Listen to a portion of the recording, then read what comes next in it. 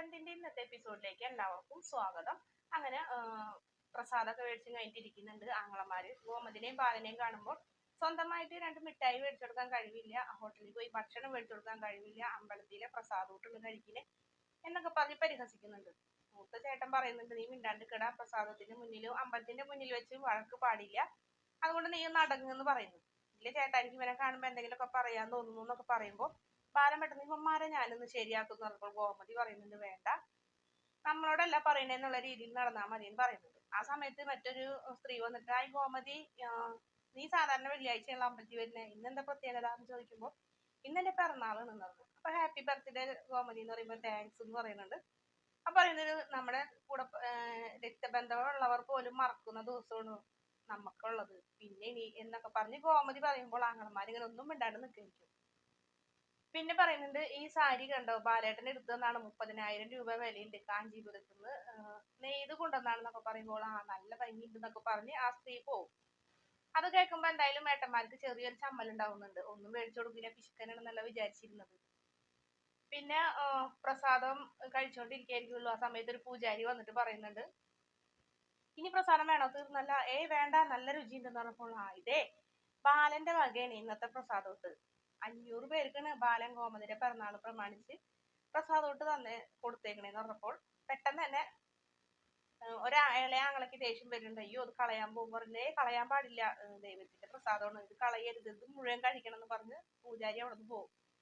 ആകെ കഷ്ടമായില്ല ചേട്ടാ, ഇനിയിപ്പോ എന്ത് ചെയ്യും, കയ്യിലുള്ളത് കളയാന്ന് വിചാരിക്കുക, പക്ഷെ കഴിച്ചു പോയത് എന്ത് ചെയ്യുന്നൊക്കെ ചോദിച്ചു കഴിഞ്ഞിട്ട് ആകെ നാണം കിട്ടും നിൽക്കുന്നുണ്ട് രണ്ടുപേരും കൂടി. പിന്നെ കാണിക്കുന്നത് രാത്രി നമ്മുടെ ധർമ്മൻ ഗേറ്റ് ചാടി സ്വന്തം വീട്ടിലേക്ക് എത്തുന്നുണ്ട്. അവിടെ ചെല്ലുമ്പോ അമ്മ പായസം ഉണ്ടാക്കി വെക്കുന്നുണ്ട്. പായസം ഉണ്ടാക്കി ഗോമതിക്ക് കൊടുക്കാൻ വേണ്ടി ഒരു പാത്രത്തിലാക്കി വെക്കുമ്പോൾ ലൈറ്റ് ഇടുന്നുണ്ട്. നാത്തൂന്മാരായിരുന്നു. അത് നന്നായിട്ടുണ്ട്, ഇത് ഞങ്ങളിത് അറിഞ്ഞ്, അതുകൊണ്ടാണ് ഞങ്ങൾ ഉറങ്ങാണ്ട് കാത്തിരുന്നത്. അമ്മ മോശമായിട്ട് ഒന്ന് ഇളയ വരുമ്പോൾ പറയുന്നുണ്ട്, ഇനി അങ്ങനെ ഒന്നും ചെയ്യൂല, ഞാൻ ഗോമതിക്ക് കൊടുക്കാൻ വേണ്ടിട്ട് പറഞ്ഞപ്പോൾ അതല്ല, ഒരു ഗ്ലാസ് പായസം ഞങ്ങൾക്ക് തരാണ്ട് പറഞ്ഞപ്പോൾ നിനക്കുള്ളത് എടുത്ത് വെച്ചിട്ടുണ്ടെന്ന് പറയുന്നു. അതിനുശേഷം കൊണ്ടു കൊടുത്തിട്ട് വരാൻ പറയുന്നുണ്ട്. മാത്രല്ല നാത്തൂമാര് രണ്ടുപേരും ഗോമതിയോട് പിറന്നാൾ ആശംസകൾ അറിയിക്കാൻ പറഞ്ഞു.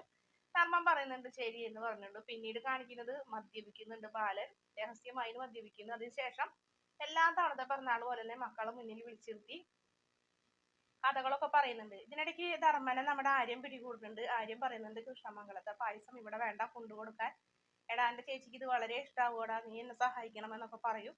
അങ്ങനെ രണ്ടുപേരും കൂടെ അച്ഛന്റെ കഥ കേൾക്കണതിന്റെ ഇടയിൽ നിന്ന് മുങ്ങുന്നുണ്ട്. നിങ്ങൾ ഇരുന്ന് കേൾക്ക്, ഞങ്ങളെ പായസം ഉണ്ടാക്കാന്ന് പറയുന്നുണ്ട്. കോമഡി പറയുന്നുണ്ട്, നിങ്ങൾക്ക് സ്വന്തമായിട്ട് പായസം ഉണ്ടാക്കാൻ അറിയാം, അതൊക്കെ അറിയാം, ഞങ്ങൾ ഉണ്ടാക്കി കൊണ്ടുതരാന്ന് പറഞ്ഞു. അവരടുക്കളയിലേക്ക് പോകുന്നുണ്ട്.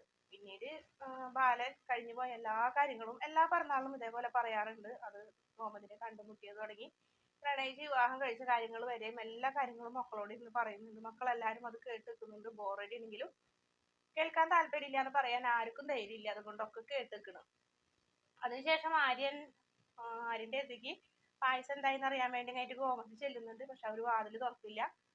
പിന്നീട് പായസം കൊണ്ട് അവര് വരും. അങ്ങനെ പായസം എല്ലാരും കുടിക്കുന്നുണ്ട്. പെട്ടെന്ന് തന്നെ ആനന്ദ് ആ പായസം കുടിക്കാണ്ട് പുറത്തേക്ക് ഒന്ന് ടെൻഷനോടെ പോകുന്നുണ്ട്. ആനന്ദ്, നീ എന്താ പായസം കുടിക്കാത്തതെന്ന് അച്ഛൻ ചോദിക്കുമ്പോൾ ഒന്നുമില്ല അച്ഛൻ, എനിക്കൊരു ഫ്രണ്ടിനെ വിളിക്കാണ്ടെന്ന് പറഞ്ഞ് ആനന്ദ് പോകും. എന്താവോന്ന് വിചാരിച്ചു കഴിഞ്ഞിട്ട് നമ്മുടെ ബാലനും അകത്തേക്ക് പോകുന്നത്. ശരി എന്നാലും പറഞ്ഞ ബാലനും പായസം കൊണ്ടുപോകും. അങ്ങനെ ഗോമതി ആ പായസം കുടിച്ച വഴിക്ക് തന്നെ ആര്യനോടും ധർമ്മനോടും പറയുന്നുണ്ട്, നിങ്ങൾ ഒന്നും ഇങ്ങോട്ട് വന്നേടാ എന്ന് പറഞ്ഞ് വിളിച്ചിട്ടുണ്ട്. സ്വന്തമായിട്ട് ഒരു ചായ ഉണ്ടാക്കാൻ പോലും അറിയാത്ത നിങ്ങൾ ഈ പായസം വെച്ചെന്ന് പറഞ്ഞാൽ ഞാൻ വിശ്വസിക്കില്ല. സത്യം പറയടാ, ഈ പായസം എന്റെ അമ്മ വെച്ചുണ്ടാക്കി തന്നതല്ലേ, 28 വർഷങ്ങൾക്ക് മുന്നേ വരെ എന്റെ അമ്മയുടെ കൈപ്പുണ്യം അറിഞ്ഞോളൂ ഞാൻ, അതുകൊണ്ട് പറയടാ എന്ന് പറഞ്ഞു കഴിഞ്ഞിട്ട് ധർമ്മനോട് ദേഷ്യപ്പെടുന്നുണ്ട് ഗോമതി. നമ്മുടെ അമ്മ വെച്ചാണ് പായസം എന്ന് പറഞ്ഞപ്പോൾ അതെ എന്ന് പറയുന്നുണ്ട്. അങ്ങനെ ഗോമതിക്ക് ഒരുപാട് സന്തോഷമാവുന്നുണ്ട്. അങ്ങനെ ആ പായസം സ്വന്തം അമ്മ നദ ചേച്ചിക്ക് തരാൻ വേണ്ടി അമ്മയുടെ കൈ കൊണ്ട് വെച്ചിട്ട് തന്നതാണ് എന്ന് പറഞ്ഞപ്പോൾ ഗോമതി ഇങ്ങനെ കണ്ണ് നിറഞ്ഞ് നിൽക്കുന്നതോടെയാണ് ഇന്നത്തെ എപ്പിസോഡിന്റെ അവസാന ഭാഗം. വീഡിയോ ഇഷ്ടപ്പെടുകയാണെങ്കിൽ ചാനൽ ഒന്ന് സബ്സ്ക്രൈബ് ചെയ്ത് സപ്പോർട്ട് ചെയ്യണേ.